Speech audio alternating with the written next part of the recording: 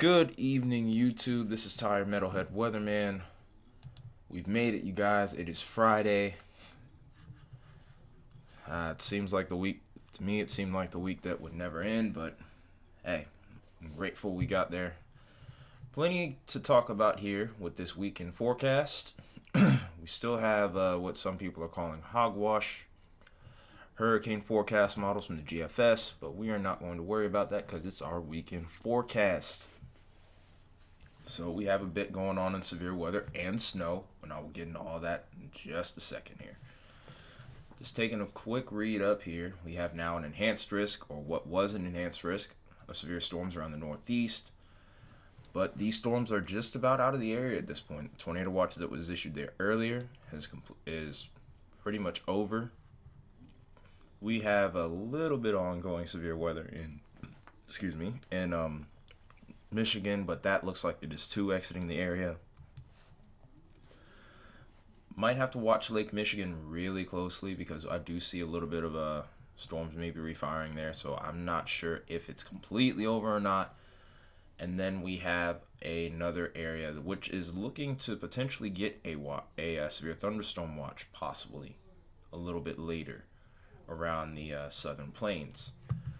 And then also, issued 38 minutes ago, we have a mesoscale discussion that is concerning heavy snow. We're actually going to take a little read at this and see where this is located. It's central Colorado.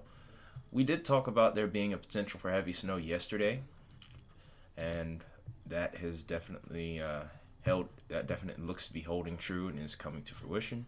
And if we look on the overview, even though this isn't like really shown as rain and doesn't really show the difference between rain and snow, you can see the amount of moisture here.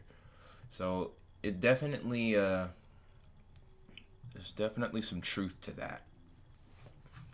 So without further ado, let's get into the severe threats real quick. I mentioned yesterday that this area around Michigan would be of great interest in regards to tornadoes. We have a 5% area here, and then we had a 5% area here. I think this is just about done unless this makes it all the way over here in the overnight hours, but I don't expect it to hold up that long. Then we have a 2% area around the southern plains, areas just south of Oklahoma City and Norman, mainly towards Fort Sill and Wichita Falls. There's a 2% chance of a tornado within 25 miles of a given point. Our wind threat was really high around the Northeast. I think this is about over for you guys. Then we have a cheeky little marginal risk that's popped up around just about all of Florida. Everything pretty much but the panhandle is involved. And there's a 5% wind threat, and there is no hail threat. And then also around the Michigan area towards maybe the UP, even towards central Michigan, we also have a chance for significant hail, not just a 15% chance. So we'll have to watch that with we'll have to give that a little bit extra attention here. We look towards Saturday, and we have a very big slight risk area for severe weather. This was here yesterday, if I remember correctly. It was here yesterday. Area is still the same, but now we get to look at the hazards. We have the hail threat. It's a 15% threat all the way throughout that slight risk, and then through that marginal and the brown. It does this little bit of a hooking effect here. Includes all of Florida, almost all of Louisiana, just about anywhere under here. Just about almost the entire eastern seaboard here has at least a marginal risk for hail. Then for wind, it's no different. Tornado threat, that's when things start to shrink up a little bit, but it also is really interesting. I think this is going to be from the storm system that's either rolling through tonight around Michigan and into the Great Lakes around Lake Ontario and Lake Erie, or this will be a storm system that ends up coming behind it. But in either case, the low-level jet is a little bit more primed around this area, so we'll have to watch that with a little bit more detail. Take a quick look at day 3.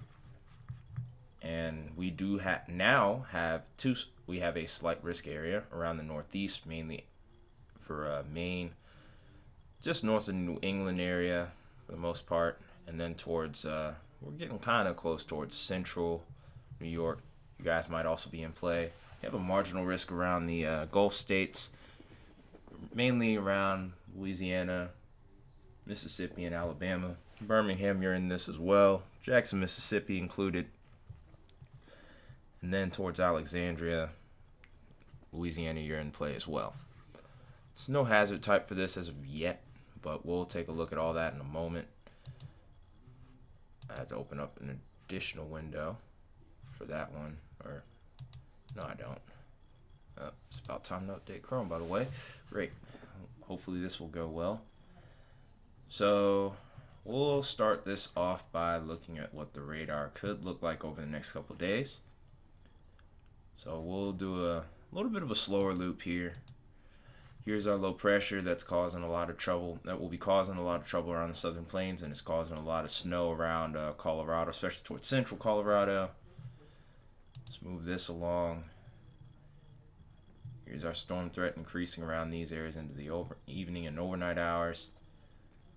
And we'll expect some reformation as this low pops up, or not, as this low pops up here, and then, well, actually there's a low right here. Excuse me. A little sloppy right now. I've been kind of rushing, just trying to get to you guys, that's all. So our low is to pop up right around the Tennessee Valley late tomorrow afternoon and into the evening. And look at all the activity that we have over here. Several line segments, and in these line segments towards the north or southern sides, there could be potential storms there could be potentially some rotating storms. We'll even take a little sounding here. It's marginal severe. Not much of a curve in the hordeograph, no supercell matches. But if we look at the surface wind shear, there is something there. There is some directional shear. Doesn't look like a lot of speed shear, but there is directional shear. So we'll have to keep an eye on that. Uh-oh. This is why I don't like using the loop. So anytime I need to pause, I just can't ever seem to time it right. I think the greatest area of interest is going to be towards the Ohio Valley for potential tornadoes. Although the threat is really low, as we've mentioned.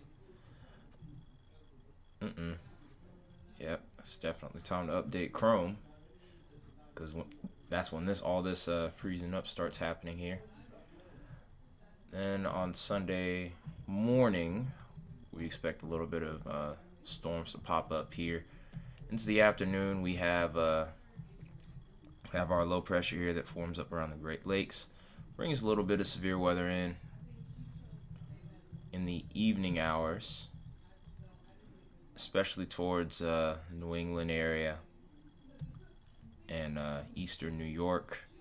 It pushes off to the east, and then we have a lot of unsettled weather around the south. You have a new low pressure that's supposed to be coming in, and we are uncertain about what this will do. Maybe another chance of severe weather very soon. And lo and behold, this also works its way into Colorado, causing more rain and snow over there. And that's the end of our run.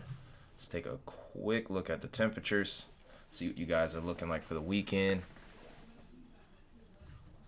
In the meantime, we'll also take a brief look at the low-level jet, kind of see what if there's any tornado juice to be working with, that we will be working with around these areas of interest this weekend.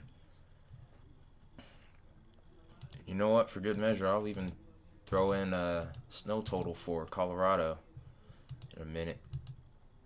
So obviously right around the hang on, let me get this right. There we go. So as you can see, around the eastern half of the country, we are absolutely baking. Nobody in this area is really exempt except for Maine. Maine, you're in the 60s right now. And if you're anywhere else to the west of that or south of that, you're dealing with 80s, 90s. And if you're in Texas, you're dealing with hundreds even. And also, these dew points are going to be very high around a lot of these areas. So if you're going to be outside doing a run, props to you, because it will be difficult. It will be utterly miserable out there. Move this along. Tonight we're probably going to get some lows into the 50s and 60s around my area. It looks like we're going to get a low maybe 70. Sheesh. And then this warm air comes vecting right back up.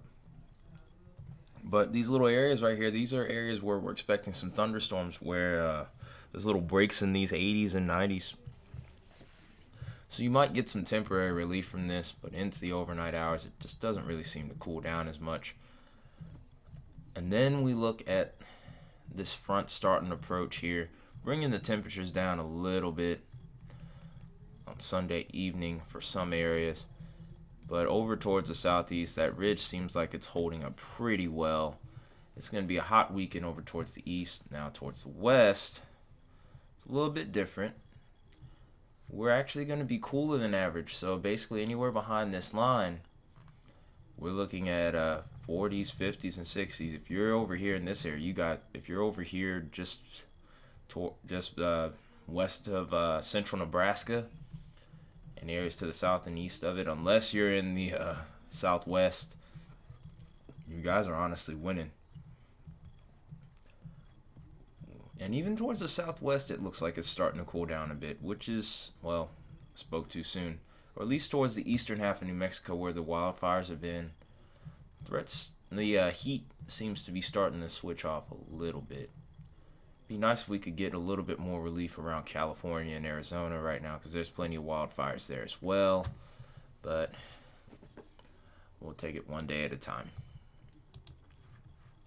Let's take a quick look at the low-level jet. See what we will be working with come tomorrow. There's still a little bit of energy left over into the overnight around southern Michigan here. I don't know if the dynamics really come together for that, but if so, that would be a huge problem. We look into Saturday afternoon. We do get a small area right around here, as I mentioned yesterday, in Illinois and Indiana that we'll have to watch real close. Works its way into Ohio too, so this will have to be watched real close.